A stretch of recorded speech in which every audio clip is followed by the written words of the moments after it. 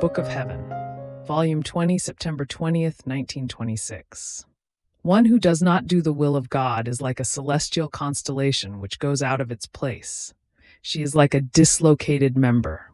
For one who does the will of God, it is daylight. For one who does not, it is nighttime.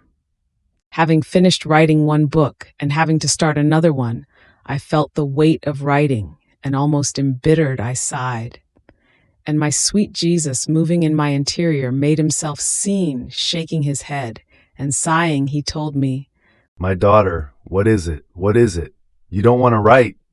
And I, almost trembling in seeing him sigh because of me, said, "My love, I want what you want. It is true that I feel the sacrifice of writing, but for love of you, I will do everything."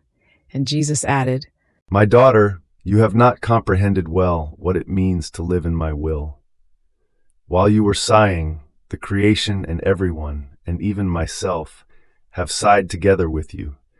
Because for those who live in it, one is the life, one the act, one the motion, one the echo. They cannot help doing the same thing together, because God is the prime motion, and since all created things have come out of a motion full of life, there is nothing which does not possess his motion, and all turn around the prime motion of their Creator. So, the whole creation is in my will, its round is incessant, rapid, orderly, and one who lives in it has her place of order in their midst, turning rapidly, together with everyone, without ever stopping. My daughter, that sigh of unwillingness of yours has formed its echo in everyone. And do you know what they felt? As if a constellation wanted to go out of its place, out of the order, out of its rapid round around their Creator. And on seeing this celestial constellation as though going out of their midst, all were shaken and as though hampered in their round, but were immediately restored by your prompt adhesion, continuing their rapid round with order, magnifying their Creator, who keeps them clasped to himself, to make them turn around himself. What would you say if you saw a star going out from among the others and descending down below? Would you not say, "It has gone out of its place, it no longer lives a communal life with the others, it is a lost star"? Such is one who, living in my will, wanted to do her own. She moves away from her place, she goes down from the height of the heavens, she loses the communion of the celestial family.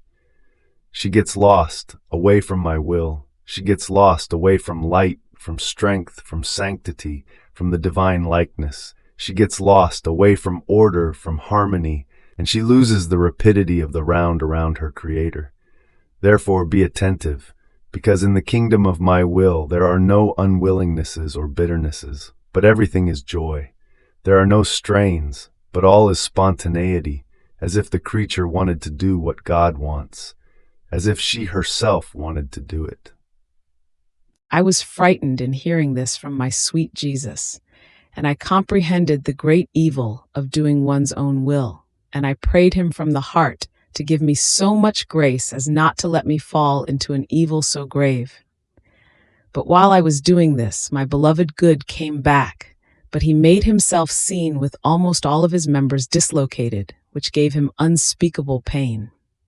And throwing himself into my arms, he told me, "My daughter, these dislocated members which give me so much pain are all the souls who do not do my will. By coming upon earth I constituted myself head of the human family, and they are my members. But these members were formed, joined, bound, by means of the vital humors of my will. As it flows in them, they are placed in communication with my body, and they are strengthened, each one at its place.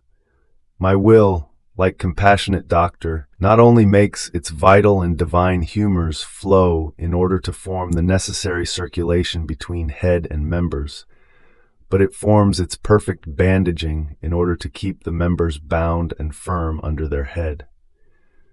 Now, since my will is missing in them, that which gives the heat, the blood, the strength, and the command from the head in order to render the members operative is missing.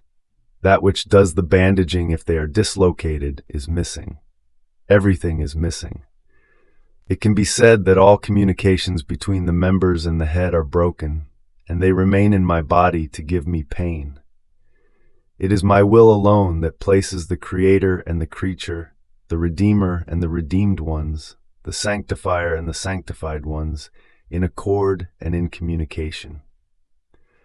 Without it, it is as if creation and redemption were nothing for them, because that which makes flow the life and the goods that they contain is missing. The very sacraments will serve them as condemnation, because since my will is missing in them, that which breaks the veil of the sacraments so as to give them the fruit and the life they contain is missing. Therefore, my will is everything. Without it, our most beautiful works, our greatest prodigies, remain extraneous to the poor creatures, because it alone is the depository of all our works, and therefore only through it can these be given birth for creatures. Oh, if all knew what it means to do or not to do my will, they would all place themselves in accord with it in order to receive all possible and imaginable goods and the transmission of the very divine life. Then, after this, I was doing my usual acts in the supreme will.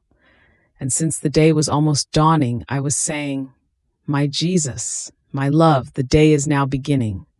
And in your will I want to go around through all creatures, so that, in rising from their sleep, they may all rise in your will, to give you the adoration of all intelligences, the love of all hearts, the rising of all their works and of all their beings into the light, which this day will make shine over all generations."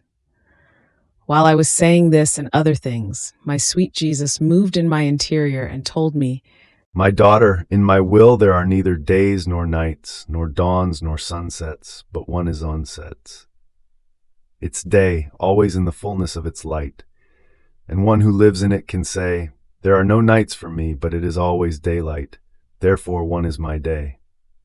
And as she operates in order to do my will and to carry out her life in it, she forms as many more lights, most refulgent, within the day of her life, which render more glorious and more beautiful the day of my will in which they live. Do you know for whom day and night, dawn and sunset are formed? For one who now does my will, now her own. If she does mine, she forms the day. If she does her own, she forms the night. One who lives fully in it, it forms the fullness of the day. One who does not live fully in it, but does my will only with strain, forms the dawn. One who laments about what it disposes and wants to withdraw, forms the sunset. And for one who does not do my will at all, it is always perennial nighttime, the beginning of that eternal night of hell, which will never end.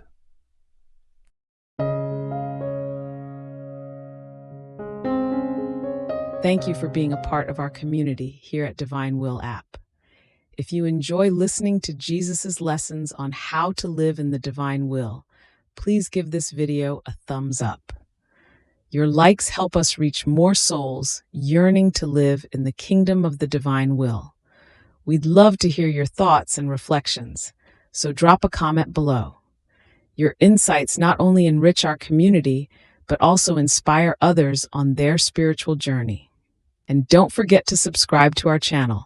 By joining us, you're helping to spread the news of the kingdom of the divine will, so that together we can bring His kingdom to reign on earth as it is in heaven. In the divine will, always.